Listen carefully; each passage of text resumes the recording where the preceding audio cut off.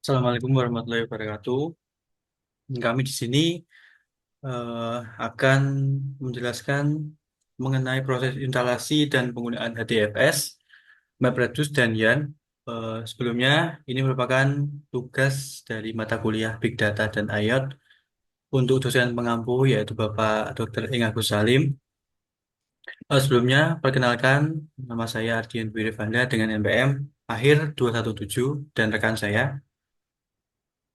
Saya Wifat Muhammad dengan MPM 233. Dan untuk selanjutnya saya akan menjelaskan apa itu HDFS, MapReduce, dan YARN. Yang pertama itu ada HDFS atau Hadoop Distributed File System. Apa sih HDFS itu? Yaitu adalah sistem penyimpanan terdistribusi yang dikembangkan oleh Apache Hadoop. Ini dirancang untuk menyimpan data dalam jumlah yang besar dengan efisiensi tinggi serta toleran terhadap kesalahan. HDFS ini memungkinkan data disimpan dalam blok-blok yang terdistribusi di beberapa node atau komputer dalam sebuah cluster. Untuk penggunanya sendiri, yaitu untuk menyimpan data yang berukuran besar. HDFS ini mampu menyimpan data dalam skala petabyte dengan mendistribusikan file besar ke beberapa blok yang tersebar di banyak node. Yang kedua ada MapReduce, yaitu adalah model pemrograman untuk memproses data besar secara paralel di cluster. Proses ini terbagi menjadi dua tahap, map dan reduce. Tahap map memproses data input dan menghasilkan pasangan key value. Sementara untuk tahap reduce itu mengelompokkan hasil dari tahap map dan memberikan output yang diinginkan.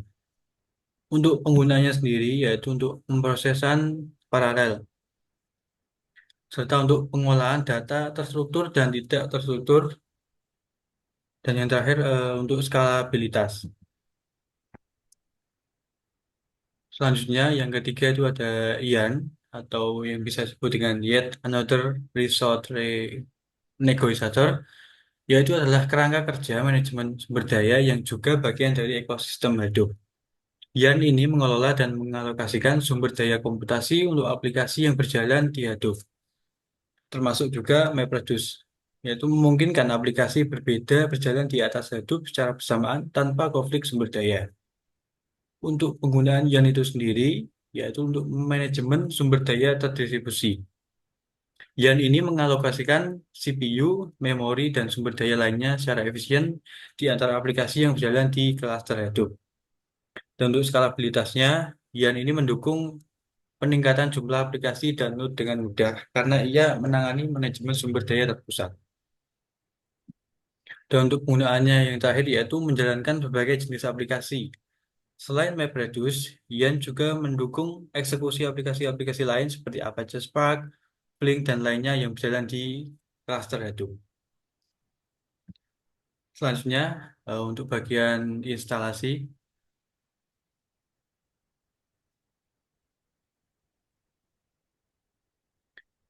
untuk yang pertama itu ya install JRE 8 dan JDK 8. Jika di komputer kamu ada JRE dan JDK versi sebelumnya, tidak masalah, tidak perlu di-remove. Lakukan install seperti biasa. Dan pastikan untuk menginstal secara default tanpa mengubah lokasi directory. Dan yang kedua, mendownload file Hadoop pada link tersebut, seperti dua ini. Sesudah di-download, langkah selanjutnya adalah mengekstrak file Hadoop. Kemudian, buat folder untuk meletakkan hasil ekstraksi. Misal, folder Hadoop bisa ditaruh eh, eh, bisa ditaruh di lokasi drive C, yang namanya Hadoop. Selanjutnya, menyeting pada bagian environment variable dengan cara klik control panel ke sistem security, bagian sistem, dan eh, ada bagian advanced system setting. Untuk lebih jelasnya bisa dilihat pada gambar di PPT ini. Selanjutnya, pada bagian ini kita klik bagian environment variable dan kita masuk ke bagian new pada user variable for user. Kemudian, ketikkan Java underscore home pada form variable name dan C program files Java pada form variable value, seperti pada gambar di bawah ini. Di tahap ini perlu ada sedikit modifikasi di mana penulisan variable value tidak diperkenankan ada spasi program files, karena itu akan menyebabkan perintah tidak berjalan. Maka lakukan sedikit editing. Ubah nama program files menjadi program 1. Atau jika file JD kamu berada di program files 86, maka ubah menjadi program 2. Sehingga tampilannya akan seperti pada gambar di bawah ini. Selanjutnya, ulangi step 3 di atas. Klik New, kemudian ketikkan Hadoop underscore home pada form variable name dan lokasi Hadoop-nya pada C Hadoop pada form variable value seperti gambar di bawah ini, lalu klik OK. Pada bagian sistem variable, scroll sehingga muncul paths. Select kemudian klik edit.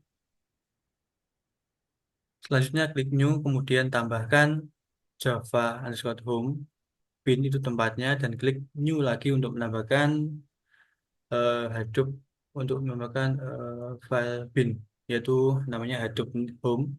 Kemudian klik OK.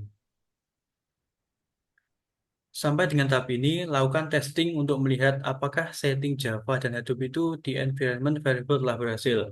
Caranya yaitu buka Windows PowerShell dengan cara run as administrator, kemudian ketik Hadoop version, dan hasilnya itu akan tampak seperti pada gambar di bawah ini. Selanjutnya yaitu kita akan mengkonfigurasikan Hadoop cluster. Ada 4 file yang perlu diedit, yaitu file HDFS site XML, core site XML, dan mapred site XML, Yarn site XML. Keempat file ini bisa ditemukan di folder C, yaitu folder instalasi tersebut, atau bisa dilihat di gambar ini. Dan untuk yang pertama yaitu HDFS site. Sebelum melakukan editing file HDFS site.xml, kita perlu membuat folder untuk menyimpan semua master node. Dan menyimpan data node, kita akan membuat folder data di dalam directory C, Hadoop.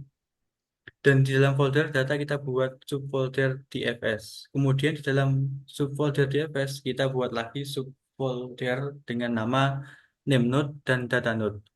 Atau lebih jelasnya itu bisa dilihat di gambar di bawah ini. Tahap yang berikutnya adalah yaitu membuka file hdfs site.xml yang berada di folder instalasi. Selanjutnya buka dengan Notepad++, tambahkan skrip di bawah ini pada elemen configuration. Untuk skripnya bisa dilihat di bawah ini. Dan setelah itu core site. Buka file coursesite.xml, kemudian tambahkan skrip di bawah ini pada elemen configuration. Selanjutnya, map.site. Buka file mapred.site.xml, kemudian tambahkan skrip di bawah ini pada elemen configuration. Lalu, setelah ditambahkan skrip, kalian bisa klik simpan. Dan yang terakhir, yaitu ada yarn sheet. Buka file yarnsheet.xml, kemudian tambahkan skrip di bawah ini pada configuration seperti tahap sebelumnya. Setelah itu klik simpan. Untuk penjelasan selanjutnya akan dilanjutkan oleh rekan saya, Rifat Muhammad. Selanjutnya adalah cara mengaktifkan Hadoop Service. Yang pertama, mengaktifkan service Hadoop DFS dengan mengetikkan instruksi di bawah. Akan saya simulasikan.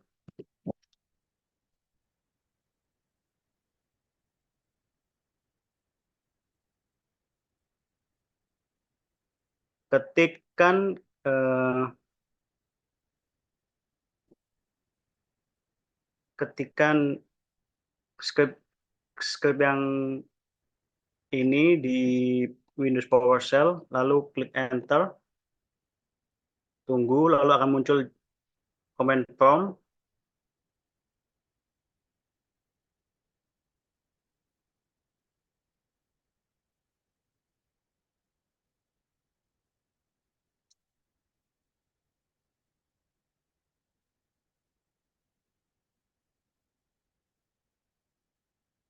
Jika tidak ada tulisan jika tidak ada tulisan error, maka service Hadoop DFS berhasil dijalankan. Lalu muncul gambar di bawah ini seperti tadi. Lalu yang kedua, mengaktifkan service Hadoop Yarn dengan mengetikkan script ini, lalu di enter. Kita tunggu.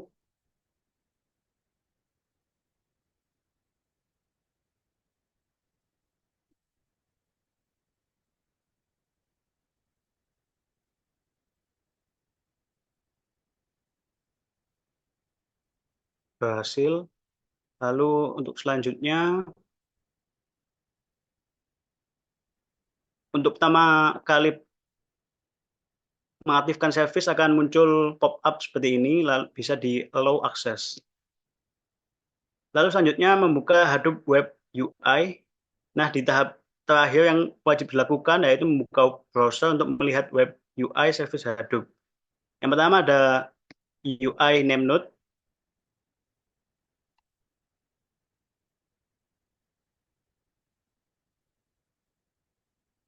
Jika dibuka tampilannya akan seperti ini.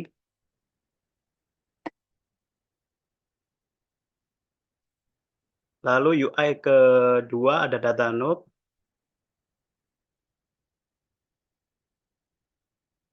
Tampilan data node seperti ini.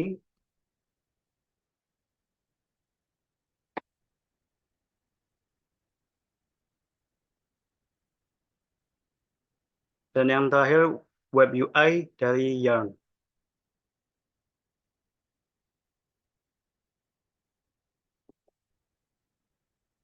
Jika web UI berhasil tampilkan, maka aktivasi dari service berhasil. Selanjutnya yaitu struktur HDFS dan operasi dasar. Setelah berhasil menginstal Hadoop, lalu kita akan mencoba operasi-operasi dasar yang ada pada Hadoop, yaitu membuat direktori baru, mengunggah file HDFS, dan menampilkan file yang telah kita unggah. Untuk membuat direktori baru, dapat menggunakan script ini. Ini contoh yang bisa saya gunakan.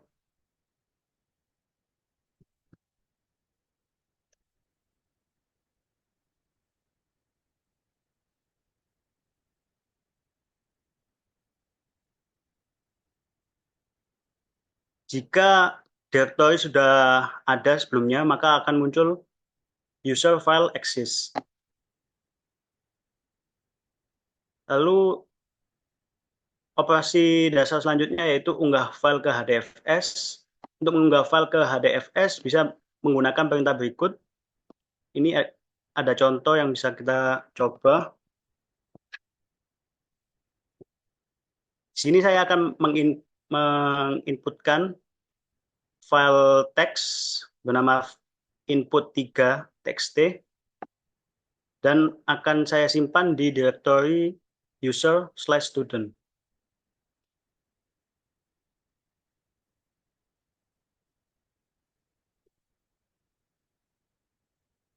Berhasil. Lalu untuk menampilkan file yang telah diunggah, bisa menggunakan script ini.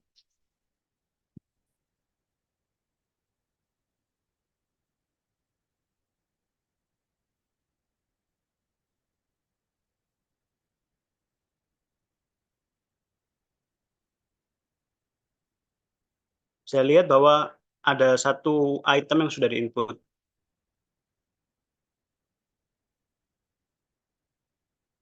Selanjutnya operasi file di HDFS.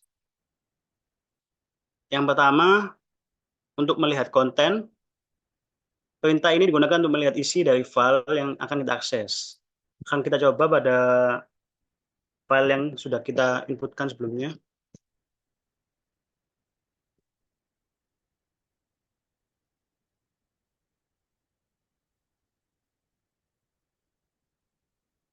Saya lihat bahwa isi file teks tersebut bertuliskan Rifat dan Ardian. Lalu perintah untuk menduplikasi file seperti contoh ini,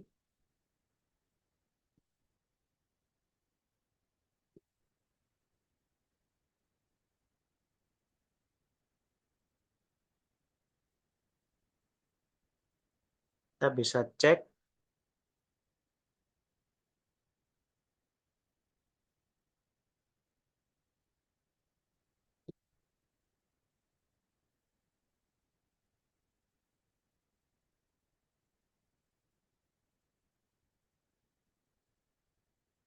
outputnya sama seperti yang pertama, artinya pengkopian sudah berhasil. Lalu perintah selanjutnya yaitu menghapus file. Dapat menggunakan script ini.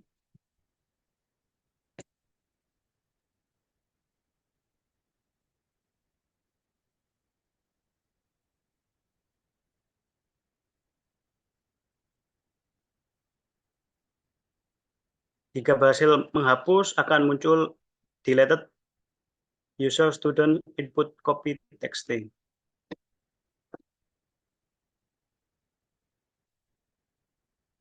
Lalu yang terakhir ada menganalisis struktur penyimpanan HDFS. Untuk menampilkan informasi tentang penyimpanan HDFS, bisa ketikkan perintah berikut.